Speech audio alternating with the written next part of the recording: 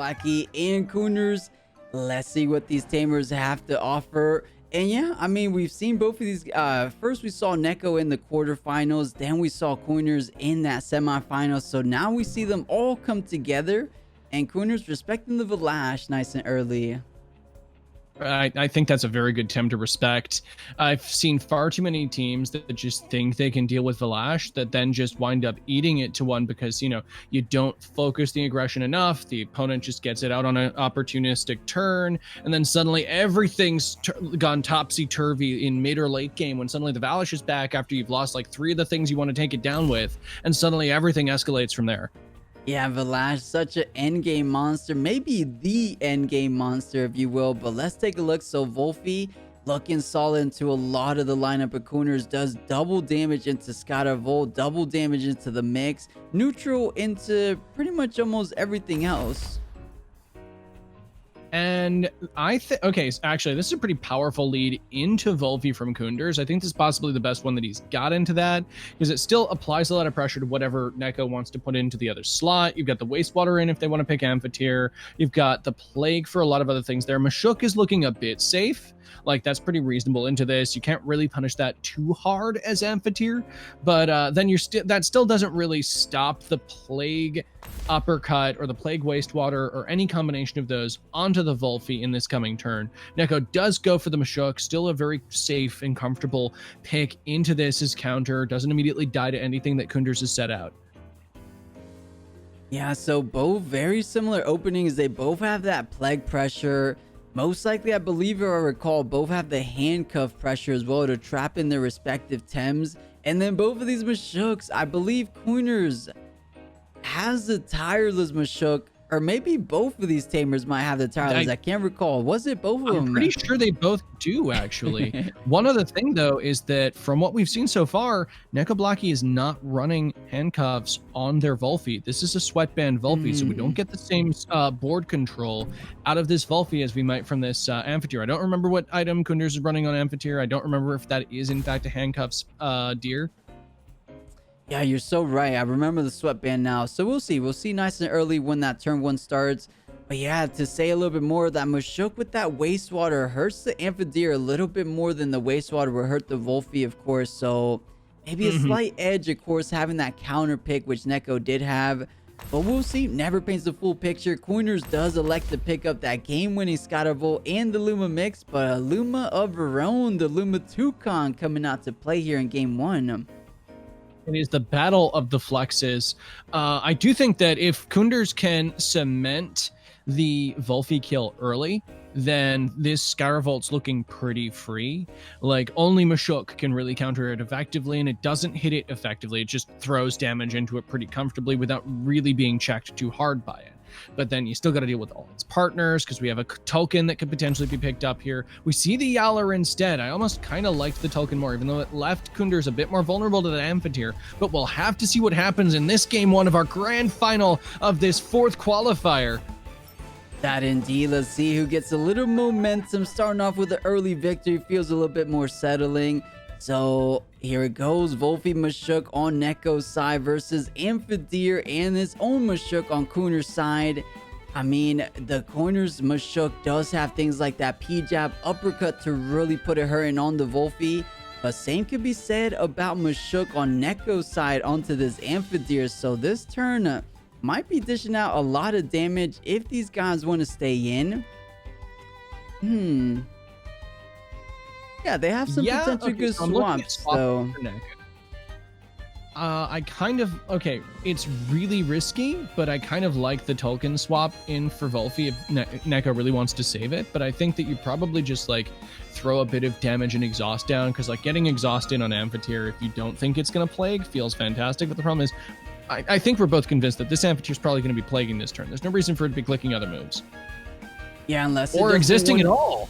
Yeah, unless it didn't want to eat that wastewater. So bringing in the 𝗂𝗟 just to try to get set up nice and early. And look at both of these Tems wanting to play it safe, and exactly what you said, Quarter. The Toucan does get replaced from the 𝗬𝗠.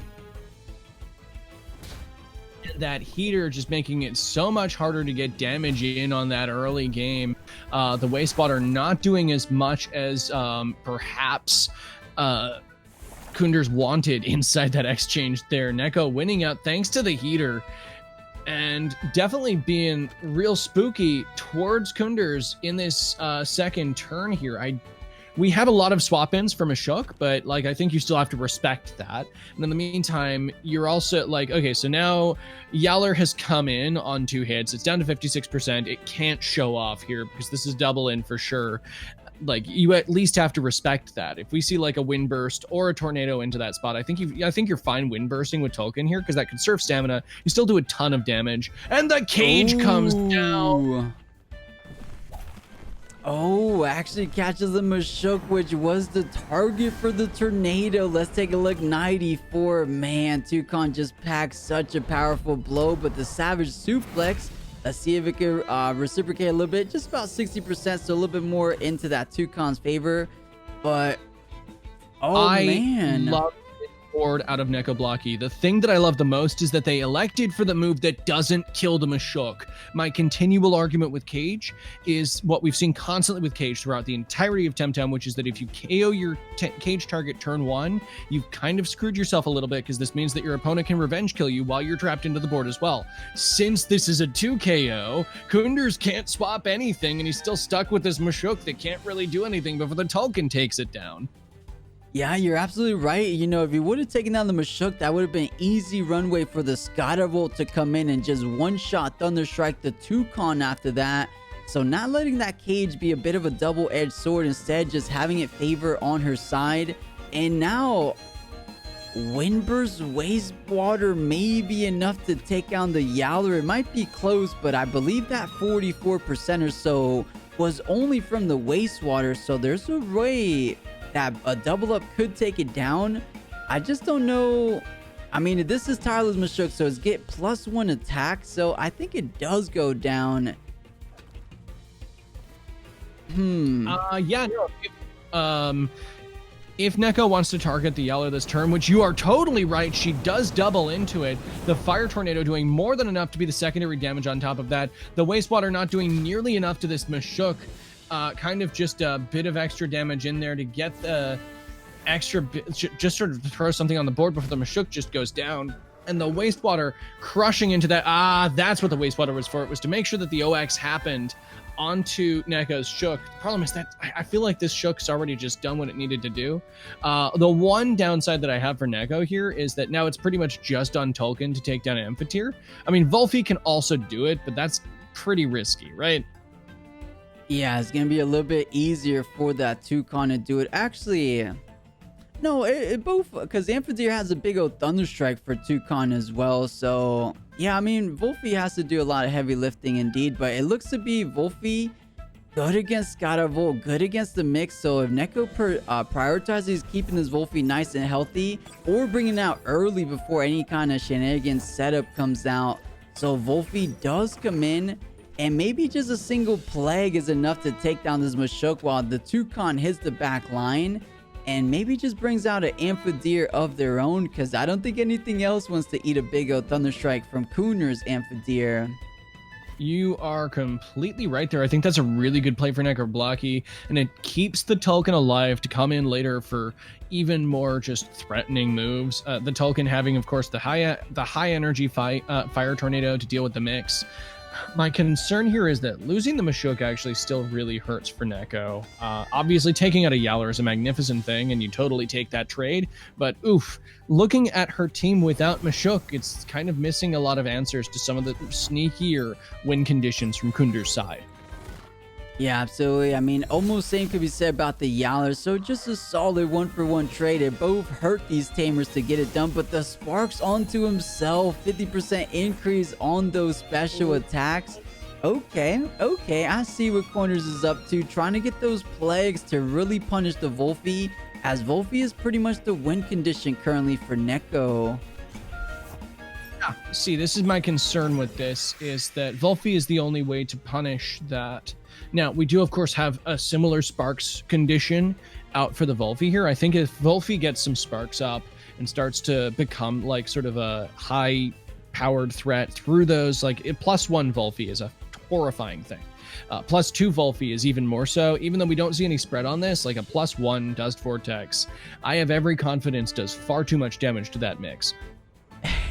I'm right there with you. I think a +1 DV should be enough to take down the mix all the way down. And of course, even more so that 𝗧𝗵𝗺𝗶𝗴 in the back line, just in case he want to switch. But I believe the mix will stay in to try to crystal spike that one spot, or the 𝗵𝗵𝗇𝗺 spot, which seems accurate. If Neko maybe wants to read it, could swap out to Toucan, but it's a bit risky with 𝗵𝗵𝗇𝗺 still on the board. Maybe covers both bases. But I believe Corners wants to target 𝗂𝗶𝗴, so maybe Toucan not that risky. Okay, actually, I think that you're right about the chokehold onto the 𝗵𝗵𝗇𝗺 spot, that it needs that at least needs to be respected by Neko right now. It doesn't look like that's where it's going, but since that's a potentiality, like if you just swap in your Tulkun casually and it still takes that D-strike, I don't think you can afford that risk. So instead, what we see here is just the sparks into 𝗂𝗶𝗴 this turn, which makes sense as a win condition for that. We see the Dust Vortex come down onto the mix, and it is most assuredly enough to just wipe that boy out. And this is still more than enough for it to get its like lifeful sap off, even with low actually I like the bush here better because that breaks the trap as well, because we have once again been reminded that this is a cuffed deer.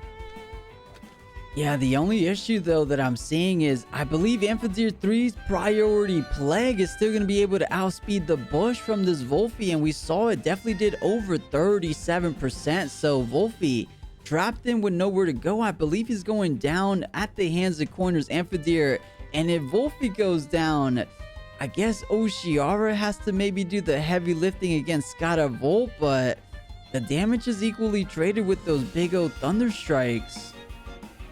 I think you have to take that trade as Neko here. Once again, Tem advantage goes to Neko for sure. I think losing the 𝗂𝗶𝗴, it sucks, but you can deal with it.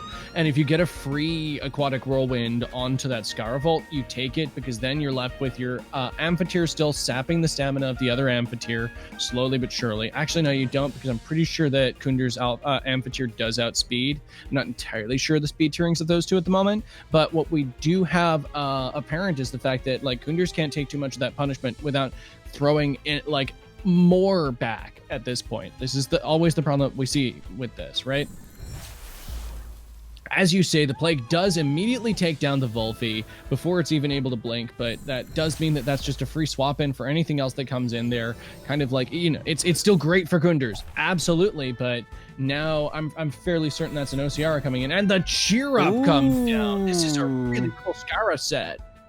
Yeah, we haven't seen that at all. I believe Neko Blackie wasn't anticipating that whatsoever. What the cheer up just allowed the 𝗧𝗵𝗺𝗺 to do is now Fire Tornado is online.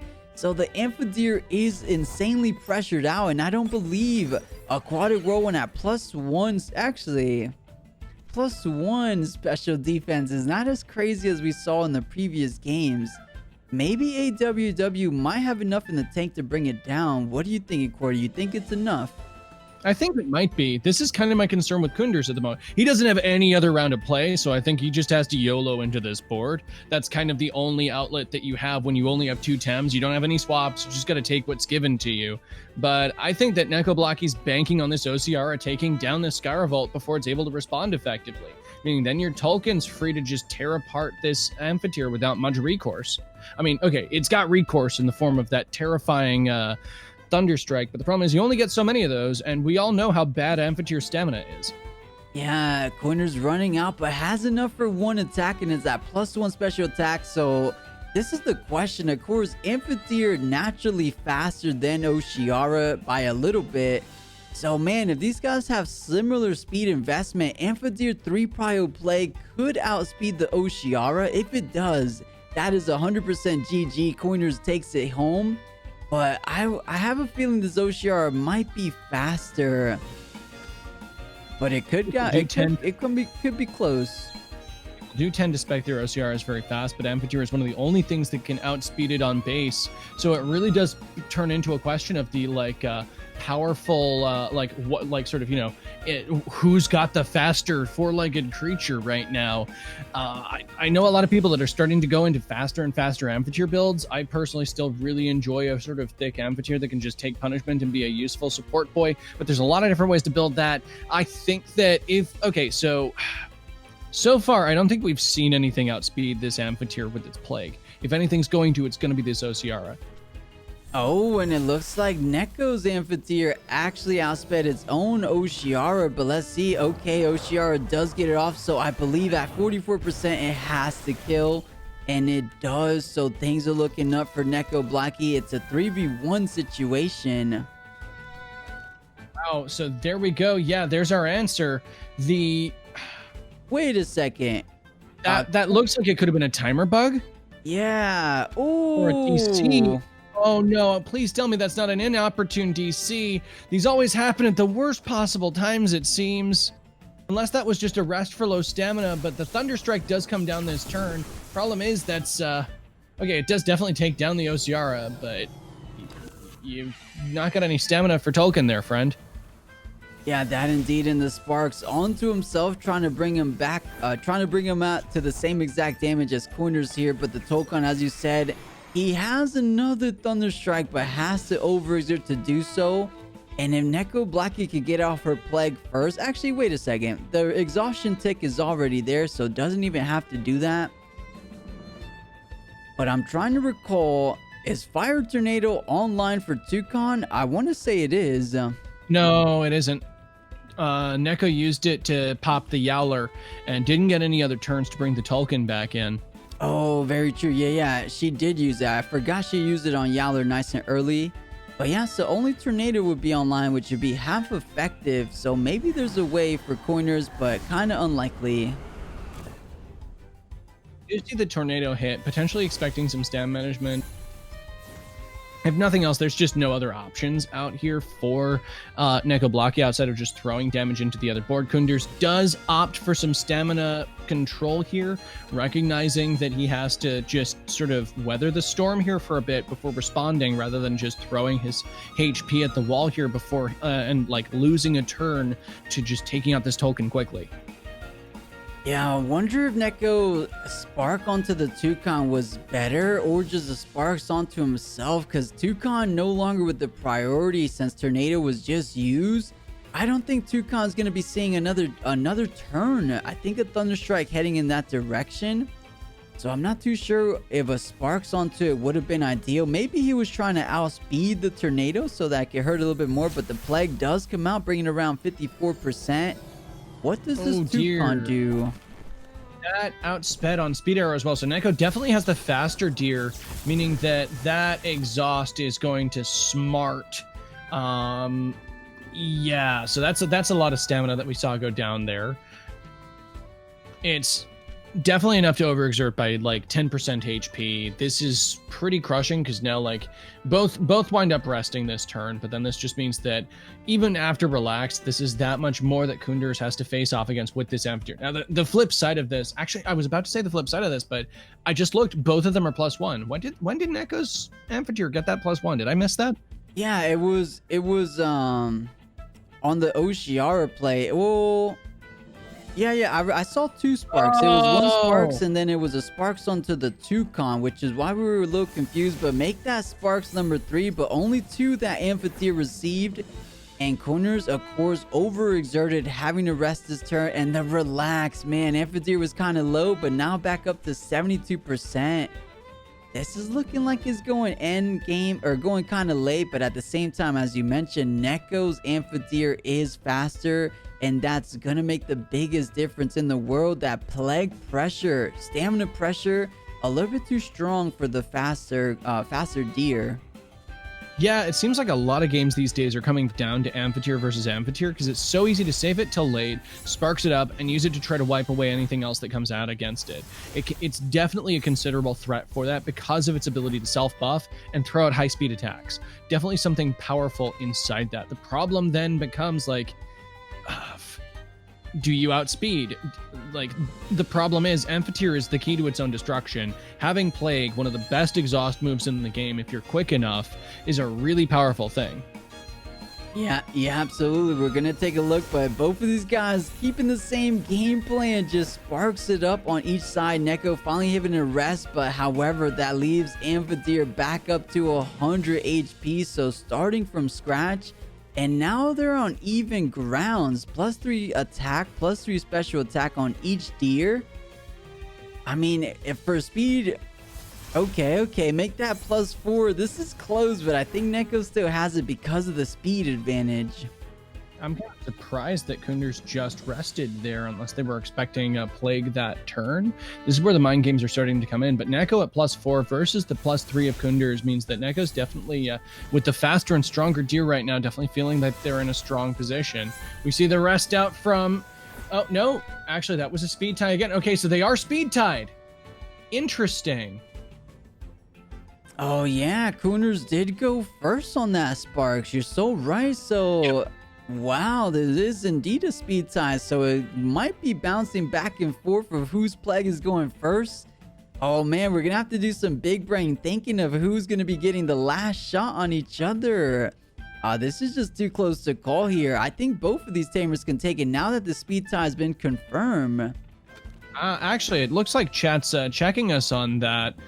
We're gonna have to keep an eye on this speed arrow because it does it appears that chat is claiming that 𝗵𝗵𝗃's, well, Kunders 𝗵𝗵𝗃 is in fact faster than 𝗂𝗀𝗶𝗃's. I'm not entirely sure how accurate that is, but I'm going to keep my eyes peeled on turn order pretty hard in the coming turns. Yeah, you know, they could be right because of plague. So yeah, Kunders going 2 times in a row. Yeah, I believe it's 100% confirmed. I think we might have been confused because the plague was outspeeding the thunder strike. So, you know, the 3 prior plague going first. So I think maybe that's why we were slightly confused here. That does make sense. It can be easy to sort of lose track of when the 3 prio is dropping out there. But these rests are becoming a bit entertaining as both people are anticipating when the it's like a game of showdown here. Just like when are you actually going to draw and fire that plague on you? And are you going to be able to catch it with that rest to make sure you save your stamina or not? Exactly right. And remember, I believe at least Neko has the bright beam to add that extra tick of bamboozle on herself. So maybe that comes into effect later on. But these guys are ready to roll. I can't imagine them not attacking this turn unless they really don't want to spend their stamina from that plague tick.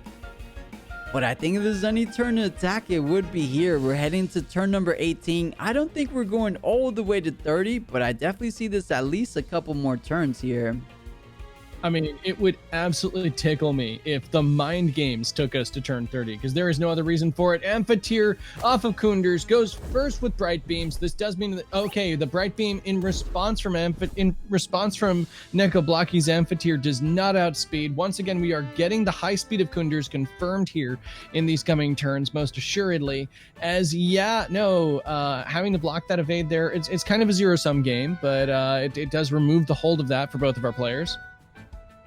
Yeah, so it's almost like nothing got too accomplished, but the plague doing well over that 50% mark and adds that extra ticket of exhaustion. Let's see, does Neko oh, good rest. So this is where the mind games coming into effect, but you don't get that relaxed trait proc because you just got attacked into.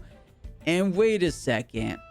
Oh, isn't the problem here the fact that now Kunders just plagues again and doesn't care about the overexert? Yeah, the only question, I don't believe Neko was at 100%, so this is coming down to the wire. It's at 49.6. I don't think she was at 100 because of the bright beam connected. It was right around that 96 or 98. I can't recall exactly, but if it was, the 1 plague wouldn't be enough, and then it overexerts. Oh, this is close. Absolutely down to the wire. So far, there's a lot of people saying that it did around 50.8% damage there. If that is indeed correct, then we're going to see another plague come down here. We instead see a plague come down from 𝗂𝗃𝗃 onto Kunders, as Kunders does indeed rest. And with that rest, you do proc that relax trait. So now 100% the plague will not kill, as it's at 65%. Neko has the slight stamina advantage. But Corners, as we keep reiterating, does have the speed advantage, so could overexert Neko with a final plague. But looking at that stamina remaining on his deer, might have to just overexert for a final plague regardless. So yeah, this is just a close one.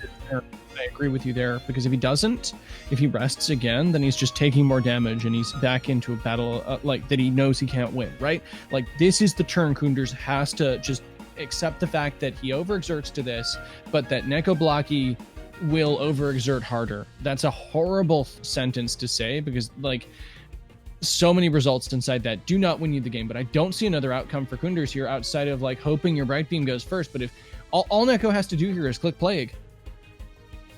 Yeah, because she doesn't overexert, does hit Plague. I mean, the only downside would be if Corners overexerts Neko with his Plague first. But I think it ends up being okay at the end. If they both overexert, Corners has, you know, his 𝗵𝗵𝗶𝗴 is all the way low HP. Neko's a bit healthier. It's still a little bit close, but I think Neko has it. So Plague does bring it down to 2.6%. Oh, and he rested. And Plague is 3 priority. Bright Beam is 2 priority. So that 3 prio should be going first. That is a GG Neko looking to take game number 1 of our finals. My problem here was exactly this. Even if this Plague goes down, like 𝗃𝗃𝗃𝗃 doesn't care about an overexertion. You don't die, you don't lose the game if you take down your opponent first. And that's precisely what 𝗃𝗃𝗃𝗃 was banking on with this back and forth that happened between these amphitheaters, as 𝗃𝗃𝗃𝗃 does take our game 1. That is right. So GG 𝗃𝗃𝗃𝗃 and that beautiful 𝗬𝗵𝗃𝗃 getting the victory for that very first game. In Temtem, be conserved in a similar way. The moment you get recovery onto a Tem that can self-buff, that just wins you games, as we've seen. Yeah, and there goes to show why that relax trait seemed to be the competitive trait. That 15% regeneration coming in so clutch, because Corners, his amphitheater started like at 40% or something, but just within the first last couple turns, like 2-3 turns, it recovered all the way to 100%. So very, very impressive stuff. But let's see if the pick and bans are gonna be changing. I believe it was the 𝗲𝗏 catching the ban, as well as perhaps the 𝗵𝗵𝗶, if I'm remembering right. I know 𝗲𝗏 100%. Because first off, we didn't see either of those as well. And I don't believe the 𝗏𝗏𝗏𝗃 was anything of any concern for Kunders. There's nothing he needed to protect against 𝗏𝗏𝗏𝗃. He has 3 things that tear 𝗏𝗏𝗏𝗃 to pieces. No reason for that to have been a ban. More reasonable for Neko to just have not picked it into a suboptimal team to bring it to. We still see the 𝗲𝗏 ban, and I think that's entirely correct. 𝗲𝗏 is still a monster. You don't want it popping off against you. The 𝗃𝗽𝗍 is still a pretty reasonable ban into this. You don't want your speed being used against you, even for 4 turns. Yeah, so I believe it was a 𝗃𝗵𝗃 amphitheater with a 𝗵𝗃 amphitheater as starting us off in game number 1. Do these Tamers want to start off the exact same way? I mean, Corners does have the counter pick ban, so maybe just a solid 𝗵𝗃 looking really good. The only Temtems that really punish that would be that Toucan nice and early. But then you have the, but the amphitheater does get picked up. Okay, that's another solid opening as well.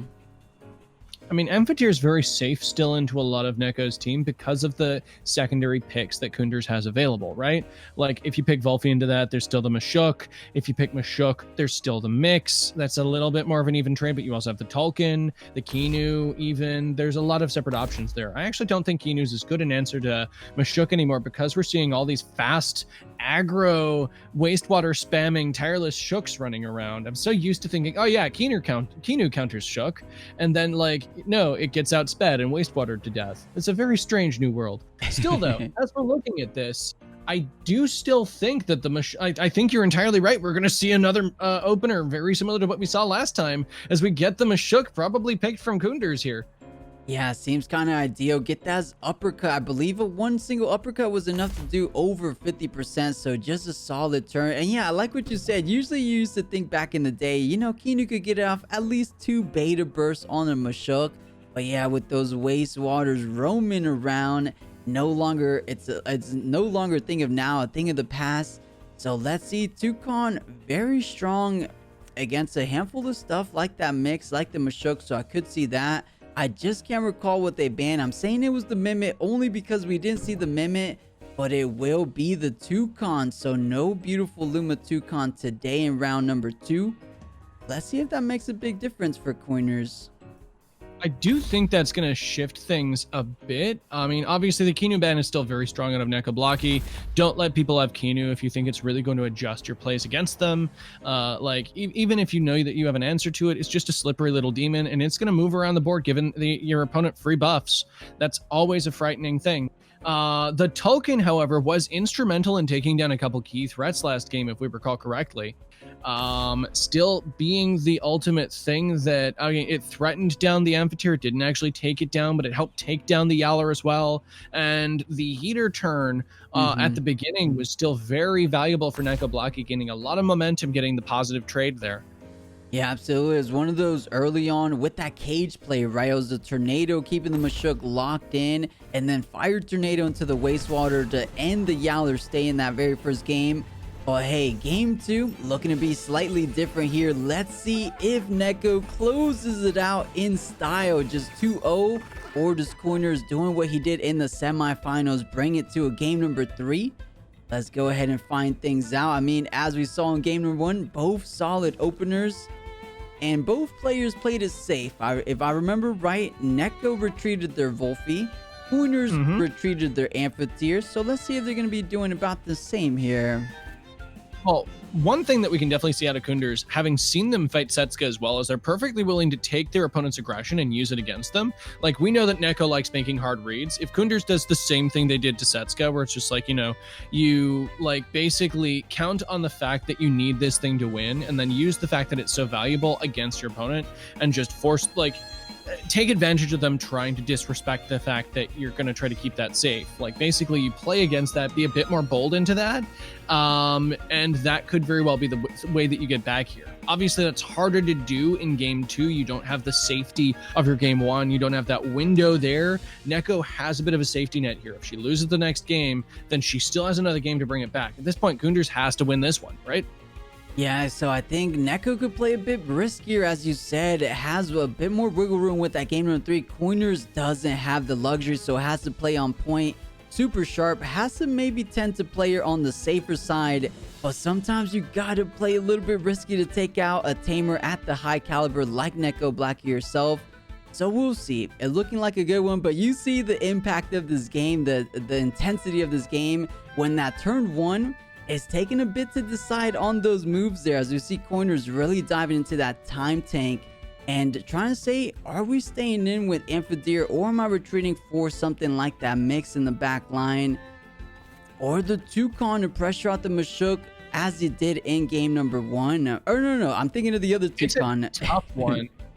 Like, there's a part of me that almost says, you live the smork here, just go for it. But then if you get locked, like, okay, so I think Kunders can afford to just charge into the Wolfie slot, partially because you got rid of the best defensive swap in, right? Like, Amphitheater's the best defensive swap in now, and it sure as hell doesn't still like Wastewater into that slot. Mimit copying the Mashuk is the other strong thing that 𝗧𝗵𝗶𝗃𝗃 has this game. We do see the token swap in, perhaps anticipating that. If this becomes a double Mashuk board, then that token is going to reign supreme. Instead, we see an 𝗬𝗃𝗃𝗃 anticipating perhaps that swap in. Wow, incredible stuff for Neko, literally reading, but oh, just in case something like that went down, does throw the Wastewater onto the Wolfie. So of course uppercut would have been better on the Wolfie, but no, reading the Wolfie swapping out, whether it was the Amphitheater or the 𝗬𝗃𝗃𝗃 coming in. Beautiful stuff, just some good damage. And now 𝗬𝗃𝗃𝗃, one more Wastewater will bring it all the way down. But hey, 𝗬𝗃𝗃𝗃 fastest Temtem on the current board, so that 𝗬𝗃𝗽𝗽𝗃 staring down Toucan, and the only Temtem that could maybe eat that well is already on the board with the Mashuk, so it has to pick up the second one, which would be that Amphitheater or the mix. But with that Mashuk, the problem with the Amphitheater is that if the Amphitheater comes on, it's eating a Wastewater, right? So like that does leave Mashuk as potentially the best thing in there. But as we're both aware, 𝗬𝗃𝗃𝗃's got hold. It could be a bait and switch here, and this could be a 𝗧𝗵𝗃𝗃𝗃s anticipating Kunders to react to the priority. Because if you reposition expecting the priority and you just play out that normal, and 𝗬𝗃𝗃𝗃 still outspeeds the Mashuk, which is still a high possibility, then maybe you swap in your mix and you double in the mix slot, and that just like flaps the mix. Yeah, very true. I mean, we saw Neko go for a cage play to allow her Toucan to really take care of that Mashuk last game. So we know has cage on deck on that moveset. So if she really wants to take her the Toucan, cage into Aquatic Whirlwind might not be the most... Oh, and here it is. The cage does come out. You might be right indeed, as we do see the Aquatic Whirlwind just slam into that token, taking it out before it's able to really amount to very much at all. That's horrifying into this. It does come at the cost of the Ociara, but now both sides have a free swap into a tireless Mashuk board. Yeah, we'll see. So let's just think about it for a little bit here. Mashuk he's been overexerted tireless, so already at +1 attack, so a little bit scary to bring in that 𝗵𝗶𝗸 on Neko's side. So has to, and it's scary for the 𝗬𝗵𝗸 at +1 attack. Uppercuts are going to be doing a big amount of damage, so is that going to be a mimetized Mashuk on Neko's side? And without any Wind Temtems remaining, that might be the most ideal for Neko, just a double Mashuk. I guess Mix might put a hamper onto that, right? Mix and 𝗵𝗶𝗸, because like the 𝗵𝗶𝗸 could give that synergy as well, meaning that starts to really slap into these admittedly very frail tireless Mashuks. I don't know how 𝗂𝗽𝗍𝗶𝗆 specs their Mimit. Obviously, we have a variety of different Mimits that people are using right now. Looking at this team, I would expect kind of a high HP, high speed Mimit, but like maybe it's just a YOLO attack Mimit anyways, or a YOLO special attack Mimit. If it's a YOLO special attack, then it might not feel as strong into Kunder's team with its actual offenses is the problem. This is the challenge with playing Mimit on mixed teams. It like incentivizes you not using it to its fullest extent towards a certain attack stat. Yeah, you're so right, because I'm seeing a whole lot of special attackers on Neko's side. But Alright does decide to bring in 𝗵𝗶𝗸, so has to be a bit careful for that wastewater at +1 attack. I dare say Kuners with a crystal spike wastewater should be enough to bring down that 𝗵𝗶𝗸 all the way down. What can she do? Is this a bait and switch into a Mashuk Mimit? Or does she just want a Plague perhaps to trap in? I kind of like the Plague to the mix, because then you can... Okay, so the problem that I have with this is we're missing a final piece to this, which is that Kunders has been playing very... like everything I say previously in games, like there's so many of my games that I come back to and it's like, oh man, they didn't cover the right slot. Mashuk only does so much, as you have kept saying as well inside this game. This is not a good I steal my opponent's win condition board. Like the best board state I can think of for 𝗂𝗽𝗍𝗶𝗆 involves some way to take down this Mashuk, and that feels really hard to do with this team. Yeah, incredibly tough. I mean, the Ociara maybe with those blizzards could have done a bit of a number, but now that's gone. But here goes. You gotta do the damage where you can. So Plague onto the Mashuk. I mean, you know, Mashuk does damage on himself, so that 50% additional stamina consumption is going to be huge. Let's see how huge it will be. I'm excited to see this. This is something that we do see people try to do to take down tireless Mashuks, but Kunders is playing around it, willing to just rest and not ball out of control of Mashuk, knowing that this is a threat coming from 𝗵𝗶𝗸. Yeah, so does get away with that turn. However, I don't see what's stopping Neko from going at it one more time. A Plague should overexert that Mashuk very, very big. Of course, it doesn't actually overexert it because of the tireless trait, but it takes such a big amount of damage from the Mashuk. And I didn't catch it. What did the mix do? I was so prioritized on the Mashuk. Did you catch it? Oh, oh, what? Kunder's Mashuk? It rested. No, the mix. Did it just go for like an EM? Or... Oh, I don't actually recall what it did that turn. I think it may have rested. Actually, no. I think it got a crystal spikes onto the Mashuk. Okay. Because it is looking a bit lower than it did previously. We do see the 𝗬𝗵𝗸 come in on that spot, perhaps anticipating another crystal spikes onto there, which it gets. That's still a reasonable bit of chip there. I say a reasonable bit of chip. That's a lot of stamina investment from our mix. But I mean, hey, I just am always surprised when I see so much come out of 𝗬𝗵𝗸. But wow. Oh my. Meaning there's no exhaust on the Mashuk, meaning it's just free to like knock that 𝗬𝗵𝗸 into next week. Yeah, insane read for Coiners. He's playing out of his mind in this game number 2. He uppercut into a half effective 𝗵𝗃, literally calling the 𝗬𝗵𝗶 swap in right there, and honestly just maybe cover both bases. Crystal Spike just to do some good damage, uppercut in case it's swapped. So beautiful stuff for Coiners. It looks like he's getting the upper hand here in game number 2. Now it's For a Mimic sure. 𝗵𝗶𝗍, but 𝗵𝗃 still looking like quite a beast in this game. The problem, okay, so 𝗧𝗃 I think is playing this pretty well. I think you still want to lean on the exhaust here. The problem is there's this mix that still has the ability to crystal spike you real good. And both of these things do not actually appreciate crystal spikes. Additionally, like, sure, this Mimic's going to be getting a bit more damage onto the board here, and yeah, that's going to be an even faster plague most likely, but I don't know whether that's going to be enough into this. Kunders does retreat with the 𝗧𝗃, bringing in the 𝗧𝗵𝗺, recognizing that this field is just free real estate for it. Its biggest enemy has been punched into an entirely separate game by that tireless 𝗵𝗃. The Thunder Strike comes down onto the 𝗧𝗵𝗺, which is going to eat that like an absolute champ, not even taking 10% from it. Yeah, a little bit under 9. Let's see if she decided to double in. Yes, just in case the 𝗵𝗃 wanted to stay in for those wastewaters, doing a little bit over that mark now. So just 42%. But the size surge, interesting to not go for a crystal spike. But yeah, size surge conserving some of the stamina there. Yep. Additionally, it is still obviously a KO if the 𝗵𝗃 is trying to sneakily come back in again, expecting that to maybe be a bait and switch. It's safe either way as a move. Yeah, exactly right. If 𝗵𝗃 came in, it would have killed it here. And Crystal Spike, it looks like Coiners has enough stamina in there to get off one Crystal Spike, maybe without overexerting.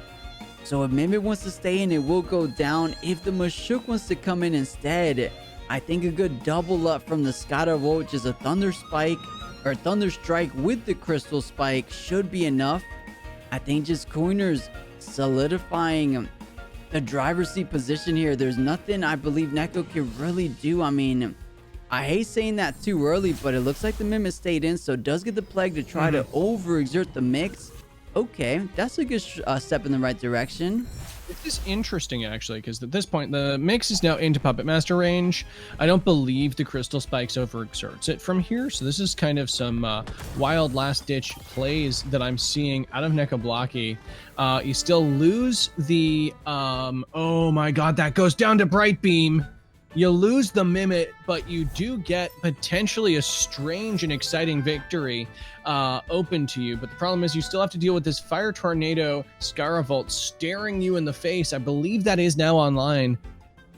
Yeah, it definitely is. That +1 special attack, even at 81%, I dare say it should be going all the way down. But the Wastewater trying to bring the 𝗧𝗵𝗺 back to size. The Thunder Strike should be doing a good amount, but wait a second, looks like the 𝗵𝗶𝗍 did rest, but the Thunder Strike enough for the 𝗵𝗃, so not even a single P-jab or anything else. Actually, no, it did wastewater. What am I talking about? So it did get that off. Yep. The problem is, at this point, I think Kunders is perfectly fine with this board basically hanging on by a spare tooth, because now all you have is a Soul 𝗵𝗶𝗍. You can just rocket into that, as we are seeing here. The Bright Beam taking out the mix, but not before the mix takes out basically like most of this 𝗵𝗶𝗍's body. I'm looking at an 8.9% 𝗵𝗶𝗍 here. That's very frightening indeed. And the Fire Tornado clears the evade, meaning there's absolutely no way this 𝗵𝗶𝗍 survives into the next turn unless it hard overexerts and probably dies anyway. Yeah, and with this 𝗵𝗃 just coming in to close the deal, just a simple wastewater at 100% stamina. As you said, no more bamboozle coming out from this 𝗵𝗶𝗍. So 𝗵𝗃 saving the day, and 𝗵𝗃 was definitely the MVP on the side of Coiners there. I'm trying to recall exactly what happened, but it was just, or man, I can't recall. But GG, Coiners doing excellent job. Stop it from running away with the game. Yeah, exactly right. That's what it was. I mean, as you said, Toucan looking so good on 𝗧𝗃's side. So it just allowed 𝗵𝗃 to really thrive. So took down the Oceara, took down the 𝗵𝗶𝗍. I believe it even took down a couple more things. We have to see on 𝗧𝗃's board. Oh, the 𝗬𝗵𝗐, of course. The uppercut on the 𝗬𝗵𝗐 was a huge play. So yeah, I wouldn't be surprised to see if 𝗵𝗶 gets a ban here, but keeping it as straightforward as she has before. So 𝗵𝗶𝗇r does get the ban. I think she's probably going to wind up first picking Tolkien if 𝗏𝗏𝗏s doesn't just first ban Tolkien. That's a little wild. We know that he's been first banning 𝗬𝗏 all the way through this, but he knows that the Tolkien ban was so important to him last game. And if he thinks he can take down 𝗏𝗏𝗏𝗏𝗏 with a 𝗵𝗶 alone, that does mean that maybe you do let the 𝗬𝗏 through. Now, 𝗏𝗏 has another wind that she could use into this. It's kind of frightening, but 𝗏𝗏𝗏𝗏 is still a great answer to 𝗵𝗶. Yeah, very true. Strong answer into the Yowler too. Just has to be a bit careful with that 𝗬𝗏𝗏𝗏𝗏. But his 𝗵𝗏𝗏𝗏𝗏 gentleman's ban on both sides. So the Toucan stays, the 𝗬𝗏 stays. So already a different game. Can 𝗏𝗏 with the counter pick advantage, slight advantage, get it done here in the final game of our finals? Toucan, she's been eyeing it since the beginning here, trying to say that 𝗵𝗶 was indeed an issue, so wouldn't blame her to pick it up. But that just allows coiners to start something like that 𝗬𝗏𝗏𝗏𝗏 into maybe Toucan of himself, perhaps. 𝗬𝗏𝗏𝗏𝗏𝗏. I mean, 𝗬𝗏𝗏𝗏𝗏𝗏 Naga has been something he's led before against people that's been very devastating. Getting that turn order swap with one of the slowest Tems in the game is very valuable indeed, as we've seen in previous metas. The 𝗬𝗏𝗏𝗏𝗏 is the first pick out of 𝗏𝗏𝗏𝗏𝗏𝗏, with it being available for the first time in this best of 3. I'm actually really interested in seeing how 𝗏𝗏𝗏𝗏𝗏𝗏 winds up using this against 𝗏𝗏𝗏𝗏𝗏𝗏. This is the first time 𝗏𝗏𝗏𝗏𝗏𝗏𝗏 is let out on the board. What is his response to this? Yeah, because obviously he's been heavily respecting that 𝗬𝗏𝗏𝗏𝗏𝗏's entire series. So now is the first time being able to play. We might see exactly why 𝗏𝗏𝗏𝗏𝗏𝗏𝗏 was respecting it for game 1, for game 2. But 𝗵𝗶, solid answer. So I believe that should get picked up here. And you know, I like what you said. Maybe the Naga is not paired up with the 𝗬𝗏𝗏𝗏𝗏𝗏𝗏, but maybe just paired up with 𝗵𝗶 just to not allow 𝗬𝗏𝗏𝗏𝗏𝗏𝗏 to really take advantage of that 3 priority. So Naga does get picked up. Does he want to rely on that uppercut 𝗵𝗶, or does that Toucan just feel a little bit too easy for the 𝗵𝗶? The problem is that easy into this? Like, okay, we can assume safely here. Okay, so we do see it, because this also means that you can beta burst into this safely without like expecting to die to a crystal spikes, right?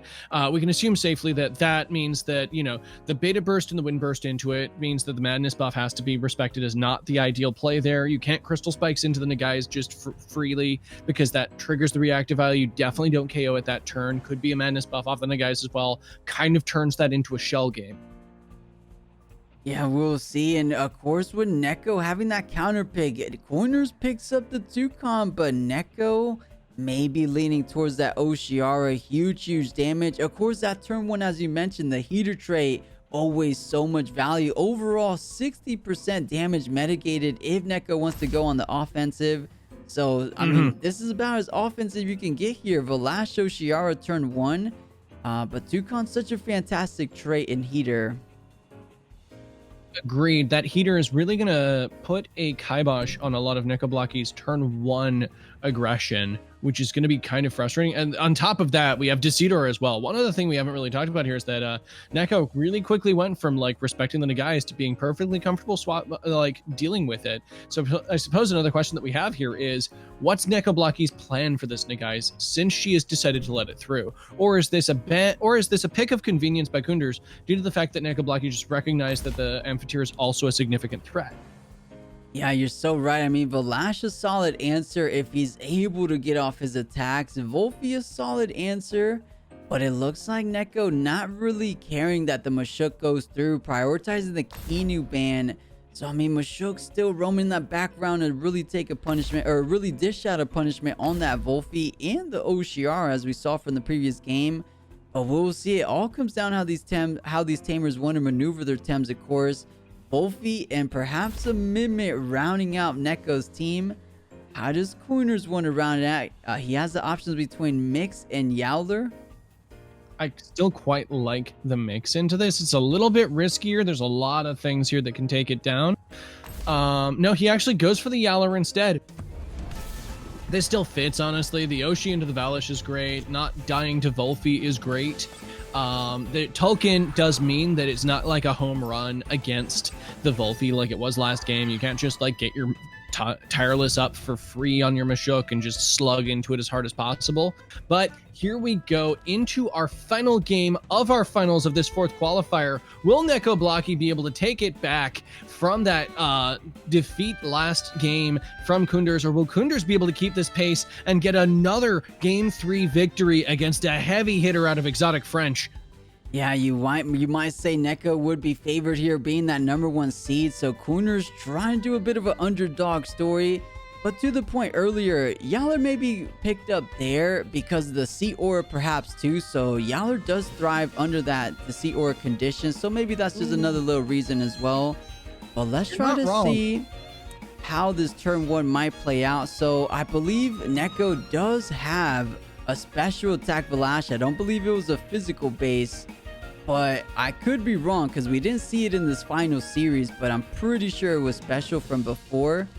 So I mean, a heavy crystal spike could be coming Nagai's direction, but as you mentioned, that could just trigger the reactive vial, and with 30% reduction might not accomplish as much. So is it a madness buff turn for 𝗧𝗏𝗃? I mean, you're looking at a wind burst, beta burst as the most damage you can take right there. Is that worth it? I don't think you can afford to madness buff there. The wind burst, beta burst, I think can still do a ton into that. But also another concern that I have here is if you madness buff, there's also the even more frightening concern of what if the Nagai's just madness buffs here? Yeah, very true. Is it a gentleman's madness buff? Nagai's madness buff #1 is oh no, the crystal spike does come out, and not enough. That madness buff going first, +2 special defense, mitigating a whole lot of that damage. Ooh, but something I hadn't considered here is that the Aquatic Whirlwind into the reactive vial, thanks to that +2 special defense and the burn, it's much more underwhelming than we expect. That combination of defensive elements out from Kunders just being so powerful for keeping the Nagais safe in a single turn. Yeah, I mean, it was well read from 𝗧𝗏𝗃 too, anticipating the Toucan to swap out, so redirected all the damage onto that Nagai's. But you know, that Aquatic Whirlwind, I've never seen it connect so little. I mean, +2 special defense, really doing wonders for this Nagai's on Kunders' side.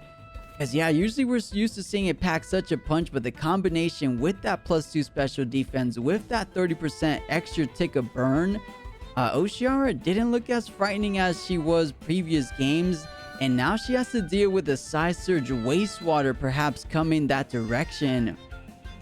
See, this is almost why I'm expecting... Okay, if 𝗧𝗏𝗃𝗃 is not swapping anything this turn, it's because she is just powering into that Mashuk.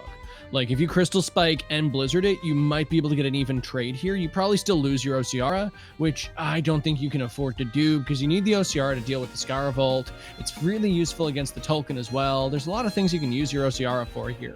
Like, I think it's probably better to load that gun and let the Mimit come in and be an extra 𝗬𝗏𝗃. Yeah, I could definitely see. I mean, she does have the 𝗬𝗃 for those Tems, but 𝗬𝗍𝗏𝗃 feels a bit better with that speed, of course. So we'll see. I mean, yeah, looking a bit rough for 𝗧𝗏𝗃. Not too rough. I like what you said, a crystal spike into Blizzard, but without this 𝗏𝗏𝗃 being madness buff himself, I don't think it will be enough for the Mashuk to go all the way down. So the wastewater should still be coming out. And as this is why I'm thinking the main amount of that damage would be coming from the Blizzard there. It's almost like the 𝗬𝗏𝗃s love tapping it afterwards. I do still agree with you that the 𝗬𝗍𝗏𝗃 goes down though. But no, we see the swap from 𝗧𝗏𝗃𝗃 bringing in the 𝗬𝗃 instead onto that spot and just double swapping, getting the 𝗬𝗍𝗏𝗃 out of trouble. And we actually see a double 𝗬𝗃 board into this, anticipating perhaps a Nagai's Fury. Yeah, we'll take a look, but no, it looks like it was a beta burst onto the Mimit one and doing about 70%. The uppercut, keeping things locked in on the same target. Single target seems to be the way to go in these finals or higher level games. Mimit coming in and going out as soon as it came in here. I mean, you know, it did a valiant job not being a dead 𝗬𝗍𝗏𝗃. I think that was a very important thing for it to be. Sometimes Yeah. just leaving your Mimid on a swap in is what you have to do to get your momentum back. Because sometimes, as we've seen in so many of these games, it's just getting that dual type aggression onto a single slot. Then it's like, what do you deal with that? Yeah, exactly right. So, hey, noble sacrifice that Mimid was. But now 𝗧𝗏𝗀 looking to bring out the Toucan of her own. So, dishing out a little taste of the Coiner's medicine here. So, 30% reduction on both that Mashuk and the Nagai's here. And now has some good pressure onto the Mashuk. But Nagai's Fury still online. Of course, 𝗏𝗶𝗴 doesn't eat it. If 𝗧𝗏𝗀 wants to maybe read the Mashuk coming out, maybe just a plague into Wind Burst on the Nagai spot, because it looks to be the biggest problem here. Oh man, I don't know precisely whether there's enough pressure on 𝗧𝗏𝗶𝗴's side to deal with this, because you're still taking another uppercut into your 𝗏𝗶𝗴 here. Like, taking down this Nagai's at this point is costing so many resources for 𝗧𝗏𝗶𝗴 is my problem, right? Like, even if you take this down, you've lost 2 Tems taking this down. Oh, and making matters worse, of course, that madness buff paying so much dividends. Toucan just 100 to 0 very, very quick. And Nagai's lives to see another day if he does indeed want to retreat it towards that back line. But man, I think this is why Nagai's has been seeing the ban recently, because look how much work it already has done. I couldn't agree more. The defensive play and just getting that madness buff up so comfortably meant that it was so hard for 𝗧𝗏𝗶𝗴 to contest that in the consecutive turns, as we've seen so far. Like, it's turn 4, and some of the best tools on 𝗧𝗏𝗶𝗴's side are down. The 𝗏𝗶𝗴's at half health. This is really bad. Yeah, really, really bad. I mean, on the... Actually, no, the 𝗬𝗏𝗺 is still around for the final turn. So this would be the final turn the 𝗬𝗏𝗺 is online. So even those 3 Pyro Plagues won't be going out first, meaning that Mashuk most likely gets off another uppercut. I mean, Nagai's did overexert, so can't do anything on that right-hand side. I think you're fine letting it sit in. It's done a good job. It can just sit here and be a champ. But the Blizzard doesn't take down the Mashuk, meaning that it does have the ability to get another Wastewater, taking down the Ociara by the Poison Tick as a trade between the two. When you're 5 Tems up to 3 Tems on your opponent, you 100% take those trades. Oh my god. Yeah, it's looking like it's a bit of a blowout here in game number 3. Nagai is doing way too much, and there was almost nothing that 𝗧𝗏𝗀 could have done. She tried to gun it down turn 1. It didn't really work out all that much. That reactive vial plus the Nagai's madness buff, it's one heck of a combo. So much so that even with adequate answers, didn't really accomplish all that much. And we're seeing the result of all that. 3 Temtems down on 𝗧𝗏𝗀's side. 2 of them remaining, 𝗏𝗏𝗡 and 𝗏𝗶𝗴, the last saving grace. But with Toucan in the back, 𝗧𝗏𝗺𝗃 still around, is looking very rough here. This is far too much for a 𝗏𝗏𝗡 and a 𝗏𝗏𝗡 to deal with all on their own stem.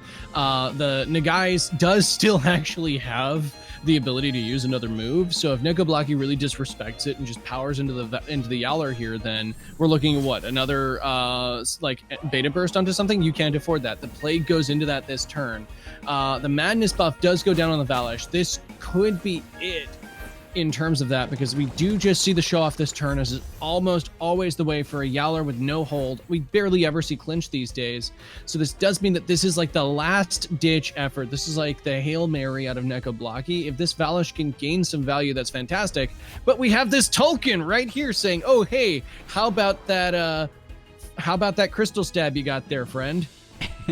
Yeah, won't be doing all too much, so maybe 𝗧𝗏𝗀 just trying to get a little bit more TMR, if you will, just trying to get a little bit more Temtems out of here. But you know, 𝗬𝗏𝗶, such a thick boy. I don't even know if a madness buff crystal spike on top of a plague or a DV could be enough, but let's check it out. 100.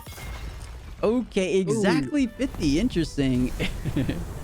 Now, the problem is that exact 50 is not matched by the Dust Vortex there, and the Wind Burst followed by an 𝗬𝗏𝗍 is going to be more than enough to just obliterate our fine Badger right there, as it is definitely knocked down. And with a 𝗏𝗏𝗡, I don't think the 𝗏𝗏𝗡 overexerted from that. That looked like an even calc down to 0. Yeah, no, it totally was. The plague goes down, which does take down the 𝗨𝗨𝗃, but does mean that we've got a tornado staring this 𝗏𝗲 in the face, followed by a fire tornado, and the tornado's enough to take it out. 𝗏𝗏s takes the third game for 𝗧𝗏𝗏. He was undefeated up to this point, becoming the champion of this qualifier. Congratulations, 𝗏𝗏s.